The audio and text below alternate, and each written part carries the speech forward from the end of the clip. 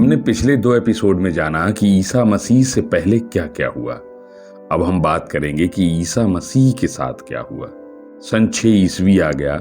ईसा के 6 साल बाद रोमन ने अब हेराल्ड द ग्रेट को हटाकर, जो उस वक्त यहूदा साम्राज्य पर हुकूमत कर रहा था, हेराल्ड द ग्रेट को हटाकर रोमन गवर्नर अपॉइंट कर दिया, क्योंकि रोमन को यहूदी साजिशों का पता चल गया था। उस वक्त के रोमन गवर्नर बड़े करप्ट थे और भ्रष्टाचारी भी थे। उन्होंने इस इलाके का शोषण शुरू कर दिया और इस इलाके पर टैक्स 3 गुना कर दिया। रोमन गवर्नर अपनी लाइफस्टाइल सुधारने लगे। उनके साथ आए ग्रेको रोमन। देखिए, जो रोमन्स के साथ आए थे वो एक बढ़िया जिंदगी जीने लगे और यहूदियों का शोषण शुरू हो गया। अब यहूदियों का विरोध धीरे धीरे विद्रोह में बदलने लगा। जो ग्रेको रोमन थे और यहूदी, उनके बीच झगड़े होने लगे। ग्रेको रोमन ताकतवर थे क्योंकि वो उस वक्त पावर में थे, उनके पास सत्ता थी। वो इन यहूदियों की इबादत गाहें यानी सिनागोग तोड़ रहे थे। इस इलाके में आपस में हिंसक झड़पें होने लगी। यहूदी रिवोल्ट करने लगे और कहने लगे कि ये इलाका हमारा है और इस स्टेट ऑफ इजराइल के हम मालिक हैं। देखिए, हमें फिर से अपनी कहानी में इजराइल शब्द सुनाई दिया। आप लोग हेडफोन लगाकर मेरी कहानी को सुनते रहिए और मुझसे जुड़े रहने के लिए चैनल को सब्सक्राइब जरूर कर लें।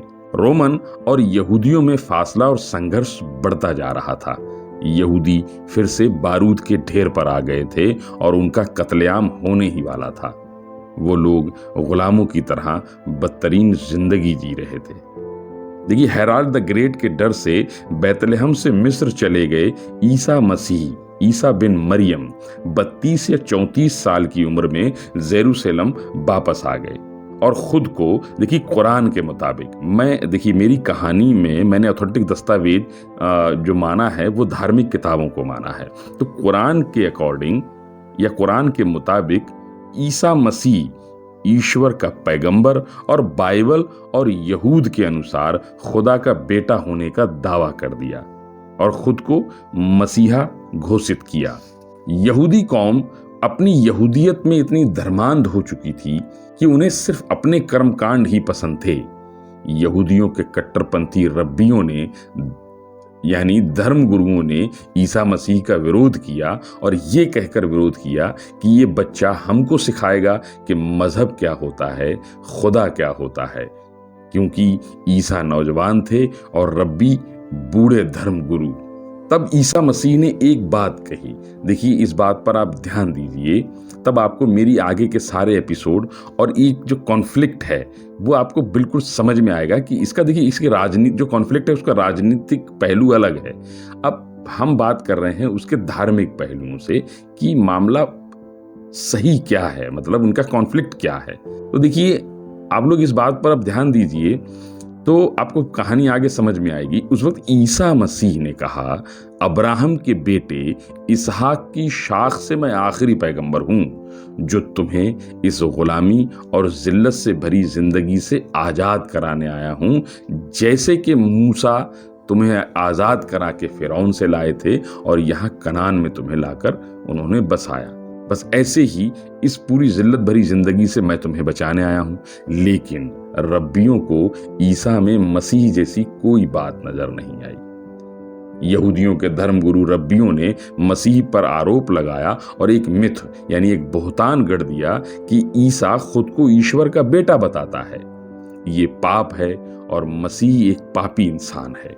रब्बियों यानी धर्मगुरुओं को खुश करने के लिए रोमन ने ईसा मसीह को गिरफ्तार करवा लिया और उस वक्त गवर्नर पिलातूस की अदालत में लाकर पेश किया गया। वहां यहूदी रब्बियों ने इल्जाम लगाया कि ये इंसान खुद को खुदा का बेटा कहता है और सपना देखता है कि ये एक दिन सोलोमन यानी सुलेमान का वारिस बनकर इजराइल का बादशाह बनेगा। ईसा मसीह ने कहा, बड़ी मासूमियत के साथ और मजलूमियत के साथ कहा कि मैं खुदा का पैगंबर हूं और तुम्हें इस जलालत से निकालने आया था।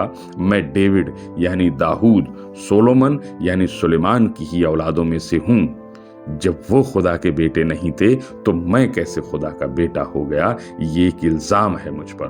रब्बियों ने धार्मिकता के साथ राजनीति जोड़कर एक मुकदमा गवर्नर पिलातूस के सामने रख दिया। पिलातूस रब्बियों को नाराज नहीं करना चाहता था, क्योंकि यहूदियों में रोमन विरोध की चिंगारी भड़ककर आग बन सकती थी और उसने ईसा मसीह को यानी यहूदियों को खुश करने के लिए ईसा मसीह को क्रॉस पर चढ़ाकर दर्दनाक मौत की सजा सुना दी। इस सजा से रब्बियों में खुशी की लहर दौड़ गई। जेरूशलेम शहर फिर गवाह बना उस मासूम पैगंबर की दर्दनाक मौत का। 34 या 36 साल की उम्र में उन्हें कोड़ों से मारा गया, सर पर कांटों का ताज पहनाया गया और तौहीन में उन्हें यहूदियों का बादशाह बनाकर यानी इजराइल का किंग बनाकर उन पर थूका गया। ईसा मसीह पर भारी क्रॉस लाद दिया गया, वही क्रॉस जिस पर उन्हें लटकाकर सजाए मौत देनी थी और मौत की जो सजा थी, सजा पाने की जो जगह थी, और कहा गया ये क्रॉस को उठाकर आप वहां ले जाइए। देखिए, अब बात को समझिए कि ईसा मसीह जो है उस भारी क्रॉस को उठाकर जिस रास्ते से गुजरे उसे वाया डोलोरोसा कहते हैं। उसमें 6 मकाम या 6 जगहें ऐसी हैं जहां पर ईसा मसीह रुके थे या किसी ने उन्हें पानी पिलाया। वहां पर आज भी जो है छोटे छोटे चर्च बने हुए हैं जेरूशलेम में। उस रास्ते को वाया डोलोरोसा कहते हैं। ये सब यहूदी करवा रहे थे और ईसा मसीह की ये आखिरी पवित्र यात्रा थी। ईसा मसीह को क्रॉस पर कीलें ठोंककर लटका दिया। अपने मासूम और मजलूम मसीहा पर होता ये जुल्म जेरूशलेम की पवित्र और मुकद्दस जमीन देख रही थी। मसीही के मानने वाले उस वक्त सिर्फ 12 लोग थे, जिन्हें हवारी कहा जाता है। इन्हीं 12 लोगों ने ईसा मसीह का संदेश दुनिया में पहुंचाया और आज दुनिया में सबसे ज्यादा आबादी ईसाई ही है और ईसा मसीह के फॉलोअर दुनिया में सबसे ज्यादा हैं। ईसा मसीह के बाद धर्मांध यहूदी बिखर गए और रोमन साम्राज्य इन बिखरे हुए यहूदियों पर हावी होता चला गया। एक एक करके इनके सारे शहरों पर रोमन का होल्ड हो गया और उसके बाद 5 महीने के घेराव के बाद जेरूशलेम में खून खराबा हुआ। रोमन ने जेरूशलेम पर संपूर्ण कब्जा कर लिया और 70 ईस्वी में सेकेंड टेम्पल को रोमन ने ढा दिया।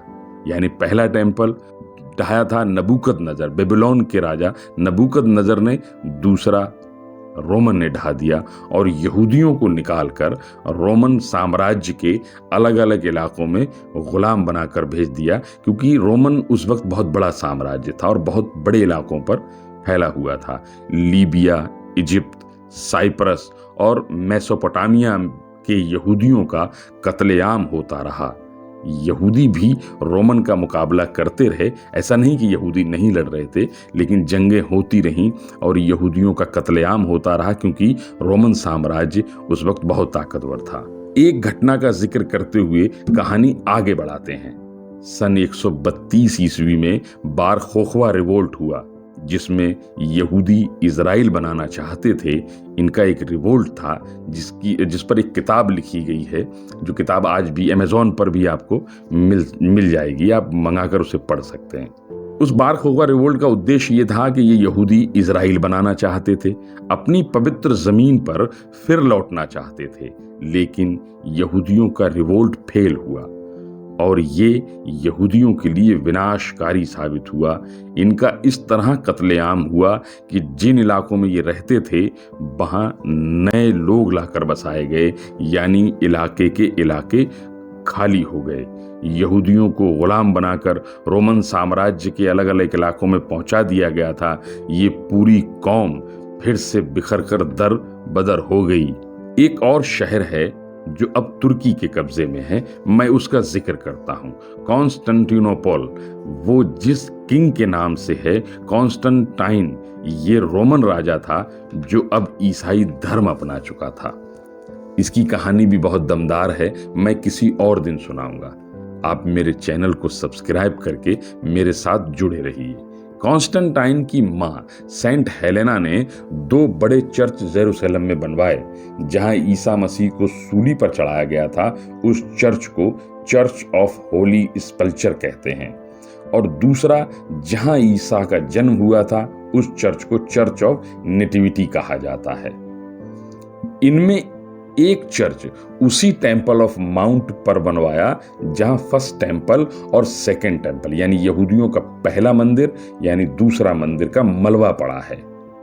उस ट्रू क्रॉस को भी ढूंढवा लिया जिस पर मसीह को लटका दिया गया था। ये लेडी ईसाई जगत की एक रेस्पेक्टेड लेडी है जिन्हें सेंट का खिताब दिया गया है। इन्हीं की वजह से ये जेरूसलम ईसाइयों के लिए पवित्र और मुकद्दस बन गया। ये पार्ट यहीं खत्म करते हैं। आगे जानेंगे कि यहूदी फिर जेरूसलम कब और कैसे लौटे। अब कुरान के मुताबिक अल्लाह इस कौम से ईसा मसीह की वजह से फिर गुस्सा हुआ। देखिए, फिर मेरी बात को समझिए। ये बात मैं कुरान के मुताबिक कह रहा हूं कि अल्लाह इस कौम से या ईसा मसीह की वजह से फिर गुस्सा हुआ कि उसके पैगंबर के साथ इन्होंने ऐसे मामलात किए।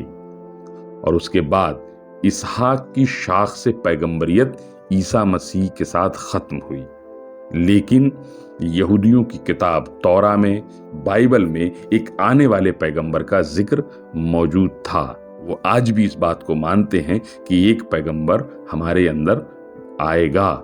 लेकिन कुरान के अकॉर्डिंग आप देखें तो वो आखिरी पैगंबर हजरत इब्राहिम की एक शाख इस्माइल, जिसका जिक्र मैंने अपने पहले एपिसोड में किया हुआ है, आखिरी पैगंबर इस्माइल की साख से जेरूसलम से कहीं दूर मक्का में पैदा हुआ, जिनका नाम मोहम्मद रसूलुल्लाह है। हजरत इस्माइल का जिक्र मैंने पहले पार्ट में किया था। अब हम आगे जानेंगे कि ईसा मसीह के बाद जेरूसलम में क्या हुआ।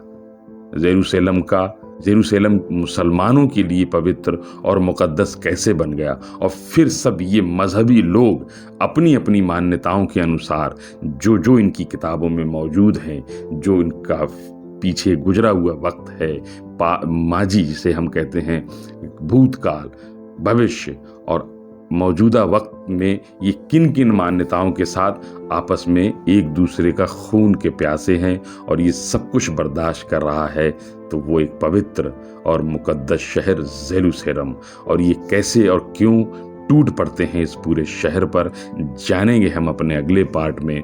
मेरा वीडियो अच्छा लगा हो तो शेयर करें और चैनल को सब्सक्राइब करें।